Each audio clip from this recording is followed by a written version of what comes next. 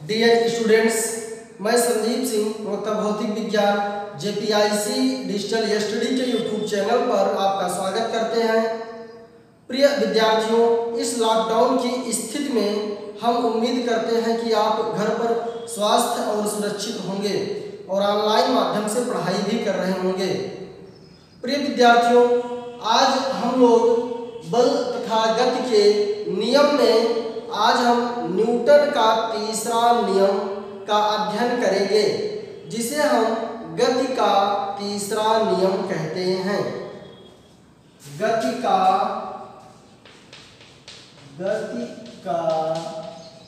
तीसरा नियम, third law of motion. प्रिय विद्यार्थियों,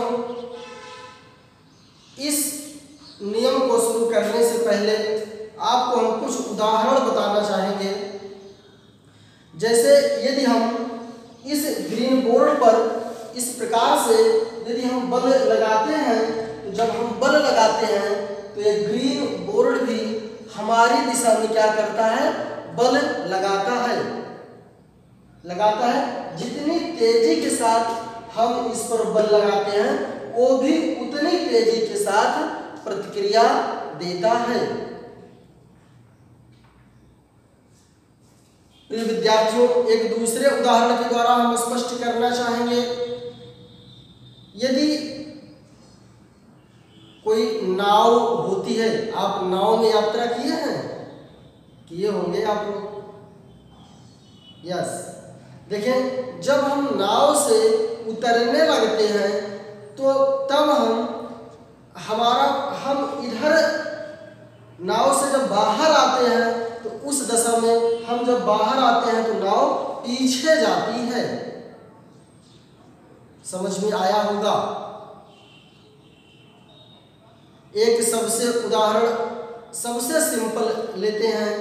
जब हम लोग पैदल जमीन पर इस प्रकार से चलते हैं तो यदि मिट्टी दलदली है या मिट्टी रेतीली है तो उसमें हमको चलना बहुत आसान होगा कि काली रोड पर चलना बहुत आसान होगा। आप बताएं, सही बता रहे हैं आप लोग। काली रोड पर चलना बहुत आसान होगा। ऐसा इसलिए होता है क्योंकि जब हम काली रोड पर चलते हैं तो जितना बल हम रोड पर लगाते हैं उतना ही विपरीत बल लगता है, जबकि रेत में भी लगता है, गीली मिट्टी में भी लगता है, लेकिन वहां पर उतने आसानी से पहले मिट्टी गली हुई है तो पहले हमारा जो पैर होता है वो जो मिट्टी गली रहती है, जब उसमें दलदली मिट्टी में जाता है तो जाने के पश्चात जब वहां से आफ्टर सम टाइम बाद प्रतिक्रिया बल लगता है। ओके, इस प्रकार से यहां पर हमने ये देखा कि दो प्रकार के बलों की हम लोग चर्चा करेंगे। इसमें क्रिया बल क्या है और प्रतिक्रिया बल क्या होता है, इसको आप लोग समझने का प्रयास करिए। जैसे हमने बल लगाया तो यह क्रिया बल कहलाता है। जब कोई वस्तु किसी वस्तु पर बल लगाती है तो वह क्रिया बल कहलाती है। जब हम बल लगाए तो क्रिया बल हुआ, और एक ग्रीन बोर्ड बल लगा रहा है तो वो क्या हुआ? प्रतिक्रिया बल हुआ। वो क्या हुआ? प्रतिक्रिया बल हुआ। एक वस्तु जब दूसरे वस्तु पर बल आरोपित करती है तो वह सामान्य रूप से प्रतिक्रिया बल कहा जाता है। क्या कहा जाता है? प्रतिक्रिया बल कहा जाता है। बेटे, इसी नियम को इसीलिए क्रिया प्रतिक्रिया, एक्शन रिएक्शन, क्रिया प्रतिक्रिया नियम भी कहते हैं। क्रिया प्रतिक्रिया नियम, एक्शन रिएक्शन रूल। क्रिया, जैसे आपसे प्रश्न पूछा गया कि क्रिया प्रतिक्रिया नियम क्या है, तो आप बताएंगे गति का तीसरा नियम क्रिया प्रतिक्रिया के नियम से जाना जाता है, एक्शन रिएक्शन रूल के नाम से जाना जाता है। बेटे, क्रिया और प्रतिक्रिया बल में दोनों में बहुत भेद कर पाना बहुत मुश्किल है। आप अगली कक्षाओं में पढ़ेंगे, वहां पर देखेंगे कि बिल्कुल यहाँ पर हम आपको बता रहे हैं कि जो बल लगाया जाता है किसी पिंड के द्वारा वह क्रिया बल कहलाता है। लेकिन आप जब हायर स्टडी करते हैं तो उसमें आप देखते हैं यह क्रिया और प्रतिक्रिया बल बता पाना मुश्किल होता है, कौन सा क्रिया है और कौन सा प्रतिक्रिया बल है। ओके स्टूडेंट्स, यहाँ तक समझ में आया? तो बेटे, क्रिया प्रतिक्रिया नियम यह बिल्कुल स्पष्ट है कि प्रत्येक क्रिया बल का एक प्रतिक्रिया बल होता है जो विपरीत दिशा में कार्य करता है। प्रत्येक क्रिया के समान एवं विपरीत प्रतिक्रिया होती है। प्रत्येक क्रिया के समान एवं विपरीत प्रतिक्रिया होती है। प्रत्येक क्रिया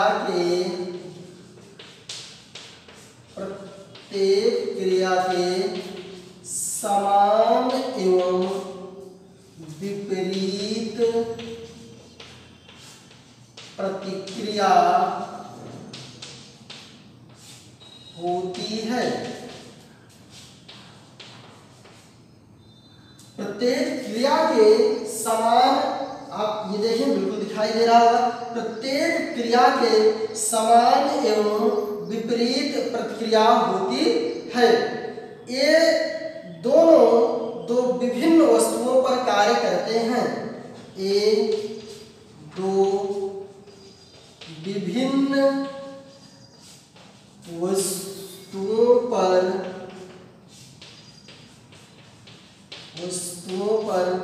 कार्य करते हैं। ये क्या करते हैं? ये दो विभिन्न वस्तुओं पर कार्य करते हैं, जैसा कि अभी हमने आपको स्पष्ट किया था। जैसे हमारी बॉडी में बल लगाया ग्रीन बोर्ड पर, एक बल तो ये हो गया जो हमने लगाया, और ग्रीन बोर्ड जो लगा रहा है। देखिए, एक बात तो बिल्कुल स्पष्ट है, जब हम बल लगा रहे हैं ग्रीन बोर्ड पर तो इसमें कोई प्रतिक्रिया नहीं हो रहा है, तो क्या हम बल नहीं लगा रहे हैं? हम बल लगा रहे हैं, इसको दबना चाहिए था लेकिन ये नहीं दबा। इसका तात्पर्य यह है कि उतना ही विरोध ये भी तो कर रहा है, उतना विरोध यह भी कर रहा है।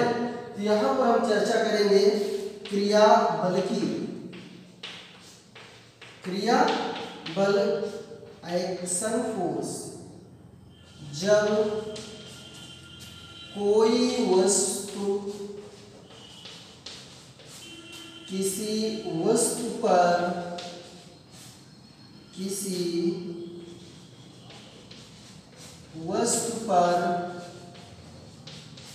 बल लगाती है तो इस बल को क्रिया बल कहते हैं। इस बल को क्रिया बल कहते हैं।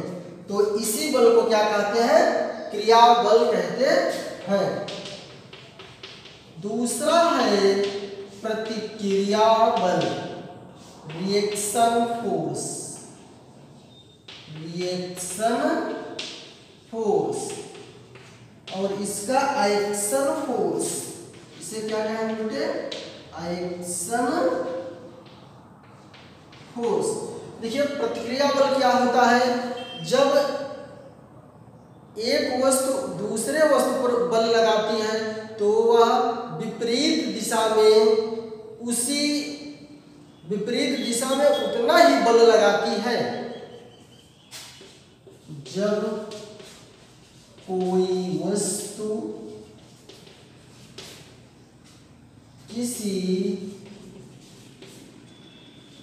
वस्तु पर बल लगाती है तो दूसरी वस्तु भी उतना बल विपरीत दिशा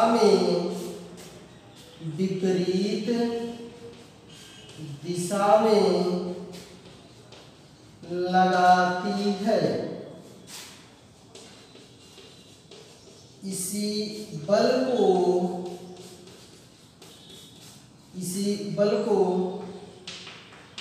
प्रतिक्रिया बल कहते हैं। इसी बल को क्या कहते हैं? प्रतिक्रिया बल कहते हैं। बिल्कुल एक बार फिर से समझें। जैसे हमने क्या किया, एक वस्तु, हमारा हाथ क्या हो गया, एक वस्तु हो गया, हमने ग्रीन बोर्ड पर बल लगाया, एक क्रिया बल हो गया, और ग्रीन बोर्ड ने जो बल लगाया वो क्या हो गया? प्रतिक्रिया बल हो गया। बिल्कुल स्पष्ट हुआ होगा बेटे। लेकिन जो क्रिया और प्रतिक्रिया बल है, ये किसी भी वस्तु में एक समान त्वरण उत्पन्न नहीं कर सकते हैं। क्रिया तथा प्रतिक्रिया बल मान में समान क्या होते हैं? इन दोनों का जो मान होता है वो समान होते हैं, परंतु ये एक समान त्वरण उत्पन्न नहीं कर सकते हैं। नोट पॉइंट, क्रिया और प्रतिक्रिया बल, क्रिया और प्रतिक्रिया बल परिमाण में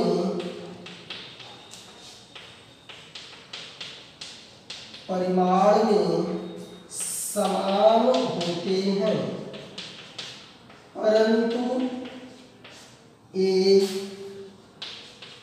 एक समान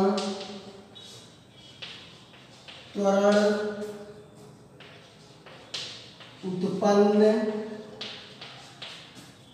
नहीं कर सकते हैं। ये क्या कर सकते हैं?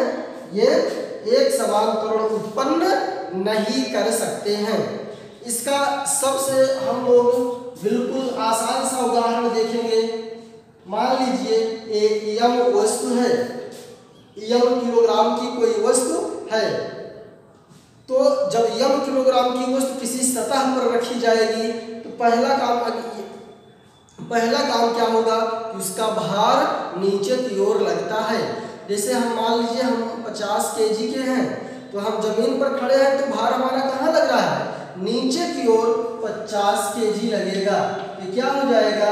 यम जी लगेगा। ये क्या हो गया? क्रिया बल हो गया। क्या हो गया? क्रिया बल हो गया। तो इसका विपरीत दिशा में आर लगेगा, जो प्रतिक्रिया बल होगा। आप देख रहे हैं कि दोनों एक विपरीत दिशा में हैं। दोनों कहाँ हैं? विपरीत दिशा में है। इसको हम क्या कह सकते हैं? आर ऊपर का बल बराबर नीचे का बल, आर बराबर क्या हो गया? यम इंटू जी हो गया। आर बराबर क्या हो गया? यम इंटू जी हो गया। आपने ये देखा, आर बराबर क्या हो गया?